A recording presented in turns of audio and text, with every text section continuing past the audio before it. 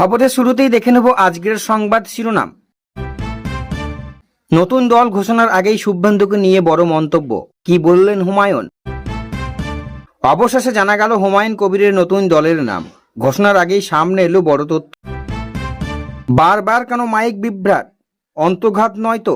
নেতাজি ইন্ডোরে বক্তব্য থামালেন ক্ষুব্ধ মমতা। বাংলা ইংরাজির তফাতে ম্যাপিং হচ্ছে না, ভোটার ভোগান্তিতে ভ্যানিশ কুমারকে তোপ মমতার। মমতাকে কড়া আক্রমণ, কিন্তু অভিষেকের প্রতি সফট হুমায়ুন। কেন বললেন এমন কথা? হাদির পর এবার বাংলাদেশে মাথায় গুলি করা হলো এনসিপি নেতাকে। নেতারা নয় কর্মীরাই রুখবে বিজেপিকে, নেতাজি ইন্ডোরে ভাষণে আগুন মমতার। বাংলাদেশে ভারতীয় সম্পদ রক্ষার বড় প্রতিশ্রুতি দিলেন সেনাপ্রধান ওয়াকার উজ্জামান। ইউনূস মৌলবাদীদের হাতের পুতুল, ওসমানের মৃত্যুতে উত্তাল বাংলাদেশে বিস্ফোরক শেখ হাসিনা। তৃণমূল থেকে সাসপেন্ড হয়েই আজ নতুন দল ঘোষণা। মমতার সম্পর্কে একই বললেন হুমায়ুন। বাংলায় থাকতে ভোটার লিস্টে নাম তুলুন, বিহার থেকে নাম কাটুন, বিএলওদের বৈঠকে বার্তা মমতার। মাতোয়াদের ক্ষোভ ক্ষতে প্রলেপ দিতে এবার প্রধানমন্ত্রীর টুইট। লক্ষ্মীর ভান্ডারে এবার জাগর প্রকল্প, সরাসরি 5,000 টাকা পাবেন বাংলার মহিলারা। ভারতের কড়া জবাব, দেশে ঢোকে বন্ধ হয়ে গেল বাংলাদেশিদের। খসড়া ভোটার তালিকায় বড়সড় গরমিল, নাগরিকত্ব প্রমাণে 20 লক্ষ ভোটারের নথি এখন কমিশনের আওচরে। বাংলাদেশ হিন্দু খুনে বিস্ফোরক জমিয়ত প্রধান। মোদির ভার্চুয়াল সভা ঘিরে তোলপাড়, মাতোয়াদের নিয়ে বিজেপি তৃণমূল চরম সংঘাত। 59 লক্ষ ভোটারের নাম নিয়ে বিজেপির বড় ষড়যন্ত্র। নেতাজি ইন্ডোরে আজ মমতার করা রণনীতি। কমিটি সংগঠনের সবাই মুসলিম, দল ঘোষণার আগে সব প্রশ্নের ইঙ্গিতপূর্ণ উত্তর দিলেন হুমায়ুন কবির। দীপু হত্যা বিচ্ছিন্ন ঘটনা, দিল্লির বিবৃতি চাপে তড়িঘড়ি ছাপাই দিল ইউনূস সরকার। নাসার পর পূর্বাভাস, দুর্বল না নিরার প্রভাবে ভারতে আওয়ামার ভোলবদল, কি ঘটতে চলেছে? 2009-এর ডিলিটেশনের অনেকেরই ঠিকানা বদল মাথায় না রেখে এসআইআর, বিগ ব্লাডার অভিযোগ মমতার। অশান্ত বাংলাদেশি নিরাপত্তা সংকট, আগ্নেয়াস্ত্রের লাইসেন্স দেহরক্ষী চেয়ে আবেদন বহু রাজনীতির। ধামাকা দিয়ে আত্মপ্রকাশ হুমায়ুন কবিরের নতুন দলে। 2026-এর লড়াইয়ে বড় চমক মুর্শিদাবাদে। আমার জাত তুলে অধীরের সঙ্গে সম্পর্ক ভাঙার কারণটা আজ বলেই দিলেন হুমায়ুন কবির। ভোটের আগে কি শাসক দলে বড় ভাঙন? হেভিয়েট জনপ্রতিনিধির বাড়িতে অর্জুন তুঙ্গে জল্পনা। চাইলে আমরা গলাটাও কেটে দিতে পারো, কিন্তু আমি বাংলা জিতে দিল্লি কাড়ব মমতা। ভারতের অপারেশন সিঁদুর রুখতে নামলো দৈব শক্তি, পাক সেনাপ্রধানের দাবিতে তোলপাড়। কেন্দ্রের এই প্রকল্পের সুবিধা পৌঁছেছে না রাজ্যে, সাধারণ মানুষের কথা ফেলে মামলা করলেন শ্রমিক। মুখ্যমন্ত্রীর বৈঠক ঘিরে শুভেন্দুর তোপ। এনআরসি এবং এসআইআর ইস্যুতে কি হচ্ছে বাংলায়? মুর্শিদাবাদে তৃণমূল শূন্য হবে, বিজেপির আসন বাড়বে, ইঙ্গিতপূর্ণ বার্তা হুমায়ুনের। ভারতের হাই কমিশনারকে হত্যার হুমকি, চরম পদক্ষেপের হুঁশিয়ারি বাংলাদেশের। কুলাঙ্গার ক্লাস 4-এর চেয়ে বিদ্যা তো বেশি এগিয়ে বলে মনে হয় না, এতদিনে বেসুরে অভিজিৎ গঙ্গোপাধ্যায় বলে দিলেন বড় কথা। 2026-এর ভোটের আগেই খোদ রাজ্যের মন্ত্রীর ঘরে বড় ভাঙন। নামটা ভুল হয়ে গেছে হুমায়ুনের দল নিয়ে শুভেন্দু, চ্যাংতলা মন্তব্য এখনো অনড়। রাজ্যের ভোটার তালিকায় বিশেষ সংশোধনীতে শুরু হচ্ছে সুনামি পর্ব। অধীরের হাত ধরে উত্থান, তবুও কেন সম্পর্ক ছিন্ন করলেন হুমায়ুন? নতুন দল ঘোষণার মঞ্চেই বিস্ফোরক দাবি। হাড় কাঁপানো শীতবঙ্গে, সঙ্গে ঘন কুয়াশা, বড়দিনে কেমন থাকবে ঠান্ডা, কত ডিগ্রি নামবে পারদ? এসআইআর ধাক্কায় মমতা নিজেই বেসামাল, নেতাজি ইন্ডোরের বৈঠকে খোঁচা শুভেন্দুর। আর কদিনের অপেক্ষা, জানুয়ারি থেকে বাংলার মহিলারা পাবেন 2500 টাকা, বাড়ছে লক্ষ্মীর ভান্ডার। এতক্ষণ শুনছিলেন সংবাদ শিরোনাম, এবার আসছি বিস্তারিত খবরে। নতুন দল ঘোষণার আগে শুভেন্দুকে নিয়ে বড় মন্তব্য, কি বললেন হুমায়ুন? আর কিছুক্ষণ সময়ের অপেক্ষা, তারপরে নতুন দলের ঘোষণা করতে চলেছে হুমায়ুন কবির। ইতিমধ্যে তিনি তৃণমূল বিজেপি দুই দলের বিরুদ্ধে তার একটি নতুন দল গঠন করবে বলে জানিয়েছেন তিনি। এমনকি তার নতুন দলে তিনি রাজ্যের একাধিক আসনে প্রার্থী দেবেন, সংখ্যালঘু প্রার্থীদের জিতিয়ে বিধানসভায় নির্বাচন শক্তি হিসাবে নিজের দলকে প্রতিষ্ঠিত করবেন বলে দাবি করছেন ভরতপুরের বিধায়ক হুমায়ুন কবির।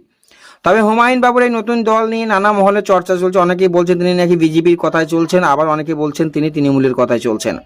আর এই সমস্ত কিছুর মধ্যে এবার নতুন দল গঠনের দিনই রাজ্যের বিরোধী দলনেতা শুভেন্দু অধিকারী সম্পর্কে বড় মন্তব্য করলেন হুমায়ুন কবির।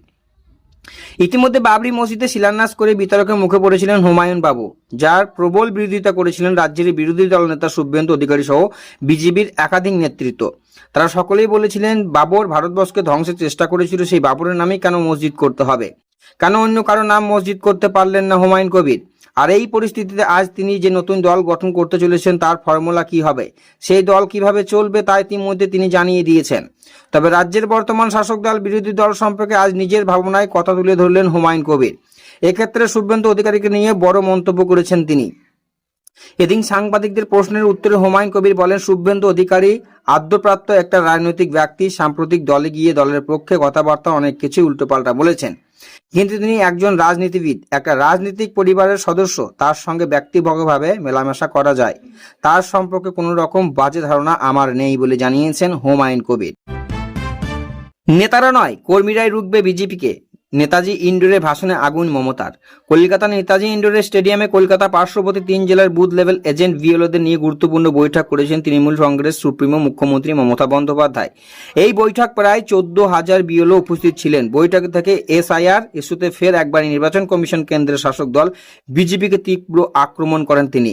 মমতা বন্দ্যোপাধ্যায় অভিযোগ করেন, বিজেপির নির্দেশই কাজ করছে নির্বাচন কমিশন। তার এক কথায়, এমন নির্লজ্জ কমিশন আমি আগে দেখিনি। বিজেপির বাধা ধরা কয়েকজন কৃতদাস কাজ করছে, ভোটের আগে পশ্চিমবঙ্গকে বদনাম করার চেষ্টা চলছে, গণতন্ত্রকে ধ্বংস করা হচ্ছে। তিনি দাবি করেন, খসড়া ভোটার তালিকা থেকে ইতিমধ্যে 58 লক্ষ নাম বাদ দেওয়া হয়েছে। বিজেপির তরফে আরও 1.5 কোটি নাম বাদ দেওয়ার দাবি জানানো হয়েছে। ভোটার তালিকায় বিশেষ নিবিড় এবং পরিমার্জন নিয়ে মুখ্যমন্ত্রী বলেন, ডেলিমিটেশনের ফলে বহু ভোটার ভোটকেন্দ্র বদল হয়েছে। এত অল্প সময়ের মধ্যে একের পর এক নির্দেশ জারি করে সাধারণ মানুষ নির্বাচনী কর্মীদের সমস্যায় ফেলা হচ্ছে। তাই অভিযোগ কোনো পরিকল্পনা ছাড়াই বেআইনি এবং অসাংবিধানিকভাবে এই প্রক্রিয়া চালাচ্ছেন তিনি। এদিন নাম না করে রাজ্যের মুখ্য নির্বাচনী আধিকারিকও নিশানা করেন মুখ্যমন্ত্রী। তিনি বলেন, দিল্লি থেকে মাইক্রো অবজারভার নিয়োগ করা হচ্ছে, যার রাজ্যের ভাষায় বাস্তব পরিস্থিতি বোঝানো যায় না। পাশাপাশি নির্বাচন কমিশনের নির্দেশ বারবার বদলানোর বিষয়ে প্রশ্ন তুলেছেন তিনি। বৈঠক থেকে কেন্দ্রীয় স্বরাষ্ট্রমন্ত্রী অমিত শাহকে কড়া ভাষায় আক্রমণ করেন মমতা। তার মন্তব্য, এরকম অপদার্থ স্বরাষ্ট্রমন্ত্রী আমি জীবনে দেখিনি। ইনি স্বেচ্ছাচারী এবং প্রধানমন্ত্রী থেকে গোটা দেশকে কন্ট্রোল করছেন তিনি। আর কয়েকদিনের অপেক্ষা, জানুয়ারি থেকে বাংলার মহিলারা পাবেন 2500 করে, বাড়ছে লক্ষ্মীর ভাণ্ডার। মমতা সরকারের চালু করা বিভিন্ন ভাতা প্রকল্পের মধ্যে অন্যতম লক্ষ্মীর ভাণ্ডার। সম্প্রতি তৃণমূল নেত্রী সায়নী ঘোষের এক মন্তব্যের পর এই প্রকল্পের ভাতা বেড়ে 2500 টাকা পর্যন্ত হতে পারে বলে জল্পনা শুরু হয়েছে। যদি এখনো কোনো আনুষ্ঠানিক ঘোষণা করা হয়নি। মমতা সরকার ক্ষমতায় আসার পর থেকে একের পর এক ভাতা চালু করেছে বাংলায়, চালু করেছে বিভিন্ন প্রকল্প, যার দ্বারা মাসে মাসে মিলছে মোটা টাকা। আবার অনেক প্রকল্পে টাকা ঢোকে একসঙ্গে। এই নতুন বছরের প্রকল্প নিয়ে এলো বিরাট খবর, মমতা সরকার বাড়াচ্ছে ভাতা। রাজ্যবাসীর কথা মাথায় রেখে এবার মমতা সরকার নিতে চলেছে নয়া পদক্ষেপ, বাড়ছে ভাতা। শীঘ্রই মমতা সরকার করা পদক্ষেপ নেবে বলে খবর। সরকারের পক্ষ থেকে মিলল এমনই ইঙ্গিত, নতুন বছর থেকে মিলবে বাড়তি টাকা। এই রাজ্যে চালু থাকা ভাতার মধ্যে আছে লক্ষ্মীর ভাণ্ডার, বৃদ্ধ ভাতা, বিধবা ভাতা, কন্যাশ্রী, যুবশ্রীর মতো প্রকল্প চালু আছে এই রাজ্যে। এই সকল ভাতার মধ্যে বেশি খ্যাত লক্ষ্মীর ভাণ্ডার। এই ভাতা রাজ্যের সকল মহিলাদের জন্য। বর্তমানে সাধারণ জাতির মহিলারা 1000, তপশিল জাতির মহিলারা 1200 টাকা করে পান। দীর্ঘদিন ধরে শোনা যাচ্ছে বাড়বে এই ভাতা। মাঝে শোনা গিয়েছিল সাধারণ জাতির মহিলারা 1500 টাকা, তপশিলি জাতির মহিলারা 1800 টাকা করে পাবেন। এবার শোনা যাচ্ছে প্রায় 2.5 গুণ বাড়তে পারে ভাতা। সদ্য এমনই জানিয়েছেন খোদ তৃণমূল নেত্রী সায়নী ঘোষ। তৃণমূল নেত্রী সায়নী ঘোষ জানিয়েছেন, শুরুতে এই প্রকল্পে 500 করে দেওয়া হলেও টাকার পরিমাণ বর্তমানে বেশ বাড়ানো হয়েছে। পরবর্তীকালে এই টাকা 2000 থেকে 2500 টাকা হবে বলে মনে করা হচ্ছে। তবে আপাতত সরকারের পক্ষ থেকে কোনো ঘোষণা করা হয়নি। বহুদিন ধরে শোনা যাচ্ছে বাড়বে এই ভাতা, তবে ঠিক কবে থেকে কত টাকা বাড়বে তা জানা যায়নি। তবে অধিকাংশের আন্দাজ এই নতুন বছর থেকে বাড়তে পারে ভাতা, মিলবে দ্বিগুণ, এমনটাই মনে করছেন সাধারণ মানুষ। হাড় কাঁপানো শীতে বঙ্গে, সঙ্গে ঘন কুয়াশা। বড়দিনে কেমন থাকবে ঠান্ডা, কত ডিগ্রি নামবে পারদ।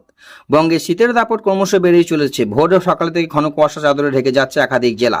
উত্তরে হাওয়ার প্রভাব বাড়তে শুরু করার পর থেকে রাজ্য জুড়ে তাপমাত্রা ক্রমশ নেমেই চলেছে। বহুদিন আগে থেকে শীতের আমেজ মূলত কাঁপাচ্ছে বাংলা। আবহাওয়া দপ্তর সূত্রে জানা যাচ্ছে, আগামী কয়েকদিনের মধ্যে শীতের প্রকোপ আরও বাড়তে পারে। আজ ভোর থেকে কলকাতার সংলগ্ন এলাকায় ঘন কুয়াশা দেখা গিয়েছে, ফলে দৃশ্যমানতা কমে যাওয়ার সকালবেলা যান চলাচলের প্রভাব পড়েছে। উত্তর 24 পরগনা, দক্ষিণ 24 পরগনা, নদিয়া, হাওড়া, হুগলি, পূর্ব বর্ধমান, পশ্চিম বর্ধমান, বীরভূম সহ অনেক জেলায় কুয়াশার দাপট অনেকটাই বেশি ছিল। আবহাওয়া দপ্তর শোনা যাচ্ছে যে রাতের দিকে আকাশ পরিষ্কার থাকছে, যে কারণে তাপ বিক্রয় ক্রমশ বেড়েছে, আর সেই কারণে ভোরবেলায় কুয়াশায় ঘন হয়ে যাচ্ছে। কলকাতার সর্বনিম্ন তাপমাত্রা স্বাভাবিক থেকে খানিকটা নিচে নেমে 13 থেকে 14 ডিগ্রি সেলসিয়াস পর্যন্ত ঘোরাফেরা করছে। আবহাওয়া দপ্তর ইঙ্গিত দিয়েছে আগামী 24 থেকে 28 ঘন্টার মধ্যে তাপমাত্রা 8 থেকে 2 ডিগ্রি কমতে পারে। পূর্বাভাস অনুযায়ী বড়দিনের দিন কলকাতার সর্বনিম্ন তাপমাত্রা 12 ডিগ্রির কাছাকাছি থাকতে পারে। শুধু কলকাতা নয়, পশ্চিমের অন্যান্য জেলাগুলিতে শীতের দাপট অনেক বেশি। পুরুলিয়া, বাঁকুড়া, পশ্চিম বর্ধমান, ঝাড়গ্রাম জেলায় সর্বনিম্ন তাপমাত্রা ইতিমধ্যে 9 থেকে 10 ডিগ্রিতে নেমে গিয়েছে। আগামী কয়েকদিনের মধ্যে সমস্ত জেলায় পারদ 8 ডিগ্রির কাছাকাছি নামতে পারে। উত্তরের জেলাগুলিতে অর্থাৎ দার্জিলিং, কালিম্পং এবং জলপাইগুড়ি শীতের প্রকোপ আরও বাড়বে। পারদ নেমে 5 ডিগ্রি নিচে নেমে যেতে পারে। আবহাওয়া দপ্তর জানিয়েছে আপাতত রাজ্যে বৃষ্টির কোনো সম্ভাবনা নেই, তবে সকালের দিকে ঘন কুয়াশা এবং রাতের দিকে ঠান্ডা হাওয়া বইবে। উত্তরে শুষ্ক হাওয়ায় এই মুহূর্তে শীত বাড়ার মূল কারণ বলে জানা যাচ্ছে। রাজ্যের ভোটার তালিকায় বিশেষ সংশোধনীতে শুরু হচ্ছে শুনানি পর্ব। রাজ্যের ভোটার তালিকায় বিশেষ নিবিড় সংশোধনী বা এসআইআর প্রক্রিয়ায় বড় পদক্ষেপ নিল নির্বাচন কমিশন। যান্ত্রিক এবং গোলযোগ কাটিয়ে অবশেষে পোর্টাল চালু হওয়ার শনিবার থেকে শুরু হয়েছে শুনানি পর্বের প্রাথমিক প্রস্তুতি।